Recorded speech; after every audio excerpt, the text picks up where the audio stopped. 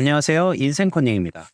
오늘은 50대 때 그 퇴사를 하는 분들의 이야기를 좀 하려고 합니다. 보통 뭐 회사가 이제 대기업 같은 곳을 다녀도 뭐 40대부터 이제 약간 은퇴를 하거나 뭐 권고사직 형태로 퇴사를 하게 되는 경우도 많고요. 그리고 좀 회사가 어려워진 케이스에서는 그 권고사직을 받아들이지 않으면 이제 정리해고까지 가게 되는 그런 케이스들이 많은데, 제가 사실 노동 전문 변호사로 일을 하고 뭐 이혼 사건도 많이 하지만 노동 사건도 사실 많이 하고 있는데, 현실적으로 제가 접하는 게 그 40대나 이제 50대 때 딱 퇴사를 하게 되면서 굉장히 이제 큰 어려움이나 여러 가지를 겪게 되시는 분들이 많아요. 제가 약간 사례를 각색해서 좀 들려드릴게요. 자, A씨는 이제 50대의 초반에 들어섰는데요. 이제 대기업에서 부장으로 재직을 하고 있습니다. 이제 회사가 그 해당 사업부 재정 상황이 좀 악화되면서 인력을 감축해야 되는 그런 상황이 됐어요. 그래서 이제 권고사직을 할 만한 사람 대상자들을 이제 선별하기 시작합니다. 근데 아쉽게도 이제 그 본인, 그 부장으로 재직 중인 이제 A씨가 그 권고사직의 대상자가 됩니다. 뭐 대부분이 그렇다시피 이제 퇴직금이나 이런 걸 좀 더 챙겨주겠다라는 취지로 얘기를 하고, 이걸 조건으로 권고사직을 응해라라고 하는 얘기가 지금 나오고 있는 상황이었던 거죠. 끝까지 버틸 수도 있겠지만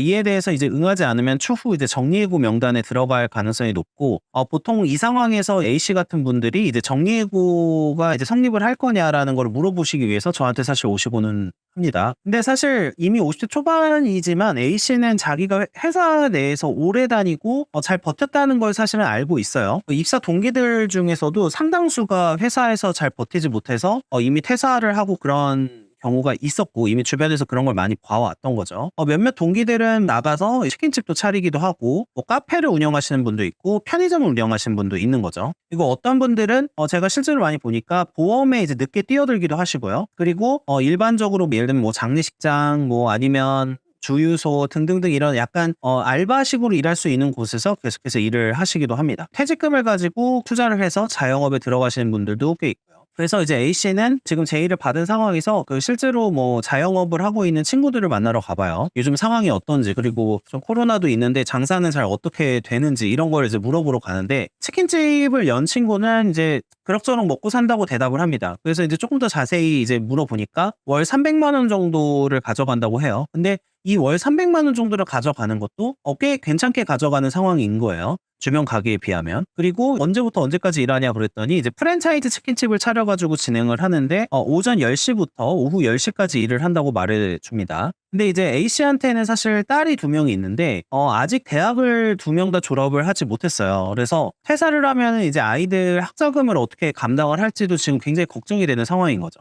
그러니까 무언가 돈은 벌어야 되는데, 또 A씨의 아내는 안타깝게도 이제 그 아이를 낳으면서 약간 경력 단절이 돼서 그냥 이 집에서 뭐 전업주부로서 일을 하고 있는 상황이고요. 간혹 이제 아르바이트 같은 거 정도 진행을 하는 수준인 거죠. 한 50대 초반에 들어서 그렇게 은퇴를 하는 거를 보면서도 생각보다 미래에 대해서 준비를 많이 못한 부분이 있었던 거예요. 특히 그 자녀들에 대해서 교육비 같은 게 너무 많이 들어가고 하는 바람에 실제적으로 집은 한 채 있지만 집 말고 다른 어떤 재산이나 뭐 현금성 자산이나 이런 게 굉장히 없는 거죠. 이제 이런 권고사직을 당하면서 물론 이제 향후에 퇴직금은 나오겠지만 돈을 더 모아놓을 걸 하는 후회를 이제 하게 되고, 그 회사를 사실 정년까지 채울 수 있을 것이라 믿었던 기대는 사실 이제 되게 헛된 것이었다라는 생각을 더더욱 하게 되죠. 물론 이미 알고 있었고 그랬지만 정작 딱 당사자가 되니까 그때서야 좀 더 체감이 되는 그런 상황이 됐던 겁니다. 근데 결국에는 A씨는 이제 퇴직금을 좀 더 받는 조건으로 정리해고가 되는 것보다는 권고사직을 형태로 해서 진행을 하고, 이 부분에 대해서는 이제 실업급여도 신청해서 실업급여를 이제 받으면서 이제 시간을 보내게 돼요. 근데 A씨는 사실 가족들한테 이제 회사에서 이제 정리해고가 됐다 또는 이제 권고사직이 됐다라는 말을 하기가 어렵습니다. 그래서 한동안은 뭐 공원이나 도서관 같은 데 가서 시간을 보내기도 하고요. 주로 사실 도서관을 많이 가세요. 이제 좀 책 읽는 거 좋아하시면은 이제 돈이 안 드니까. 아니면 비슷한 처지에 있는 친구들하고 뭐 당구를 치러 간다거나 이제 골프 같은 거를 치러 가기도 하는데, 주로 이제 자기가 돈을 좀 쓰기는 어려우니까 어떤 다른 친구들이 간다고 하면은 약간 이제 얻어서 좀 치는 이런 식으로 해서 진행을 하는데요. 근데 이제 계속해서 아내랑 딸을 어떻게 부양을 해야 될까라는 생각이 머릿속을 떠나지 않는 거죠. 그래서 이제 다른 친구들처럼 이제 퇴직금을 받은 걸 가지고 자영업 창업을 해보려고 하니까 실질적으로 주변에서 자영업을 하다가 망한 사례를 굉장히 많이 보게 됩니다. 그리고 실제로 창업교육 같은 데 가서도 거기는 창업하라고 지원을 해준다고는 하지만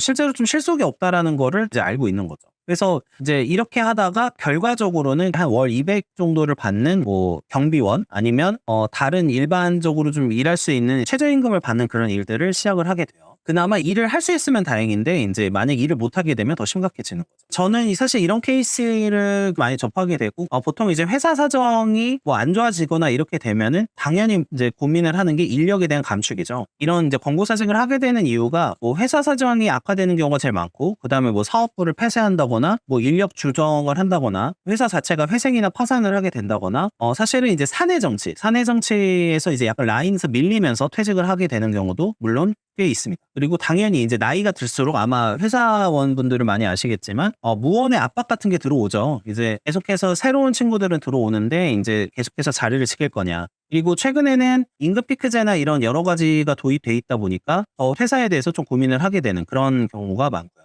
근데 이제 문제는 이런 거예요. 50대가 되어서 퇴사를 했을 때 현실적으로 새롭게 취업하는 게 전문직 같은 그런 직종이 아니고서는 좀 어렵다는 거고요. 그리고 특히 제일 문제가 업계에서 뛰어났으면 좀 다행인데 뛰어나지 않았거나 그냥 적당히 자리를 보존하고 있던 분들 그리고 평판이 좋지 않은 분들은 더 취업문이 좁습니다. 사실 평판이 좋고 업계에서 뛰어났던 분들도 동종업계로 이직하는 게 또 쉬운 일도 아니고요. 그래서 최근에는 그나마 다행인 건 아르바이트를 할 만한 일들이 좀 많아지면서 이쪽 일들을 하긴 하는데 처음엔 사실 대기업 막 부장까지 일하시던 분들이 갑자기 막 최저시급만 받으면서 일을 하는 것도 생각보다 좀 심리적 장벽이 있어요.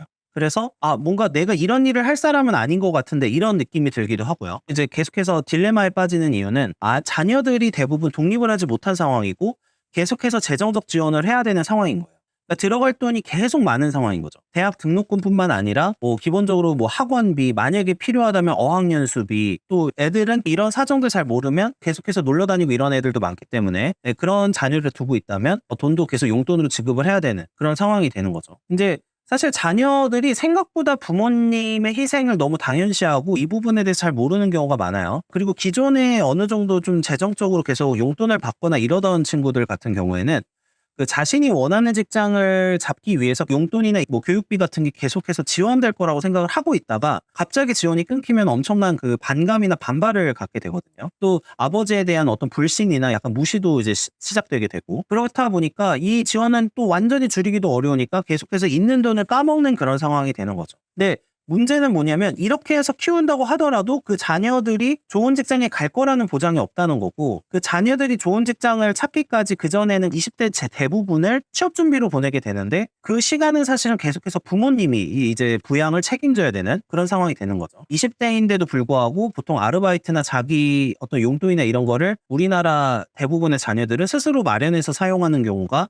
꽤 드물다라는 문제가 있는 거죠. 물론 뭐 또 엄청난 흑수저나 이런 분들은 뭐 20대 때부터 부모님을 부양하는 경우도 꽤 있고요. 근데 이런 케이스는 아주 막 다수에 해당한다고 보긴 어려우니까 서민층이나 중산층 얘기를 기준으로 하면은 이렇게 되는 거죠. 사실 오늘 하고 싶었던 얘기는 저는 이제 사실 노후 대비라는 게 기본적으로 늦게 시작하면 할수록 불리해진다고 생각하는 입장이에요. 20대 때부터 시작을 해야 된다고 생각하는 입장이고 제가 제일 사실 좋아하는 사자성어 중에 하나가 유비무환인데 제 인생의 전략은 항상 무엇이냐면 현재 제가 잘 되고 있고 현재 건강하더라도 방심하면 안 되고 미래를 대비해야 된다라는 게 제 생각이고 제 전략이에요. 잘 되는 거에 항상 인간이 빠져들게 되면 미래가 안 보이게 되는 문제들이 발생을 합니다. 지금 잘 되고 있으니까 미래에 어떤 고난이나 어려움이 닥칠 거라는 생각을 거의 못 한다는 거죠. 그래서 실제로 만약에 유비무환 전략을 계속해서 취하게 되면은 좋지 않은 일이 발생을 하지 않으면 미래를 위한 어떤 투자가 되는 거고요. 만약에 위기가 발생한다면 당연히 이거에 대해서 대비를 하고 있었기 때문에 인생에서 아주 나락으로 떨어질 수 있는 그런 가능성은 줄어들고 근데 제가 이제 A씨의 예로 들을 때는 그나마 대기업이었기 때문에 꽤 많은 돈과 이제 퇴직금이 어느 정도 예정되어 있지만 사실 대부분의 분들은 중소기업이나 중견기업에서 다니시는 분들 중에 이 정도로 충분한 여력을 어떤 돈으로서 쌓아놓고 있으신 경우가 많지가 않다는 거예요. 그래서 그런 상황에서도 항상 사람이라는 게 추상적으로는 나도 나중에 어떻게 되지 않을까라고 생각할 수는 있지만 되게 구체적으로 어떤 생존 방법이나 미래에 대한 대책을 고민하시는 경우는 생각보다 좀 적은 것 같아요. 인간은 내가 하고 있는 일이 영원할 거고 내가 가진 소득이 영원할 거라는 착각에 빠지기가 되게 쉽습니다. 그래서 이 부분에 빠지게 되면은 미래에 대한 대비나 이런 게 안 되게 되고 제가 다른 영상에서도 말씀드렸다시피 국가의 어떤 사회복지망, 특히 국가 사회복지재정 같은 거가 충분할 거라는 생각은 버리셔야 된다는 게 제 개인적인 생각이에요. 이게 한 10년, 20년 후만 돼도 엄청난 사회 문제가 될 거라는 게 지금 명확한 상황이고요. 나이가 들수록 사실은 새로운 거를 받아들이는 능력이 떨어지게 되고 사실 체력도 떨어집니다. 저는 아직 젊은 편인데도 계속해서 일을 하다 보면은 체력이 약간씩은 떨어지는 느낌을 받기는 해요. 그리고 새로운 사업을 시작하는 것도 쉽지가 않죠. 평생 회사 생활을 하다가 사업을 시작하는 게 되게 쉽지가 않고요. 내가 어떤 대기업이나 좋은 회사에 다니면 그 회사의 어떤 틀 속에서, 그리고 회사의 어떤 가림막 속에서 살고 있기 때문에 사실 회사에서 나오게 되면은 회사의 틀 속에서 받았던 어떤 지위나 대우가 싹 사라지게 돼요. 그러면 이제 자신의 날 것이 남게 되는데 사업을 시도하거나 이럴 만한 실력이나 이런 게 갖춰져 있는 경우가 드물고, 또 이게 문제가 뭐냐면 대기업이나 중견기업을 다니시던 분들은 자기가 원래 받던 대우에 익숙해져 있으세요. 그래서 예를 들어 사업을 시작한다고 하더라도 거래처에 가서 약간 모욕적인 말을 듣고 이러면 그거를 멘탈이 못 버티는 경우가 많습니다. 그래서 평생 회사 생활을 하다가 자신의 사업을 처음 시작하는 게 진짜 쉽지가 않고, 저는 이렇게 비유를 해요. 50대인데도 어린아이가 유치원에 처음 들어간 것과 비슷한 상황이라고 말씀을 드려요. 그래서 저는 이제 미리미리 이제 자녀를 키우신다고 하더라도 자녀에 대한 교육비도 조금 줄이시고 하면서 노후를 위한 좀 대비나 어떤 돈의 축적을 좀 해야 된다는 게 제 생각이고, 자산을 축적하는데 항상 노력이나 어떤 공부 이런 걸 기울여야 되고, 재테크 공부는 기본이고, 그래서 이런 경험들을 계속해서 쌓아나가야 된다는 생각이고요. 만약에 재테크는 좀 어렵다고 하면 회사 내 경험을 통해서 이직을 항상 할 수 있는가를 계속해서 검토를 하고 있어야 되고, 그리고 만약에 이제 관련 사업을 한다고 하면은 이 부분에 대한 경험을 계속해서 축적해놔야 되고, 미리미리 준비를 하면서 학습을 좀 해놔야 된다는 게 제 생각이었습니다. 그래서 이런 상황이 되지 않도록 해야 되겠지만, 사실 사람 일이라는 건 어떻게 될지 모르잖아요. 항상 뭔가 미래의 어떤 불안정성이나 위험을 좀 대비를 하는 습관을 가져야 되는 게 저는 인생에서 사실 기본적으로 해야 되는 태도라고 생각을 하고, 지금 잘 되고 계신 분들, 특히 20대, 30대 분들한테 말씀드리고 싶은 거는, 지금은 건강하죠. 저도 물론 아직 30대지만 지금은 건강하지만 이게 40대, 50대가 그 체력이나 현재 생각하는 수준을 유지할 수 있느냐, 계속해서 공부를 할 수 있느냐, 이 부분에 대해서 항상 염두에 두셔야 돼요. 그게 거의 힘들고 쉽지 않거든요.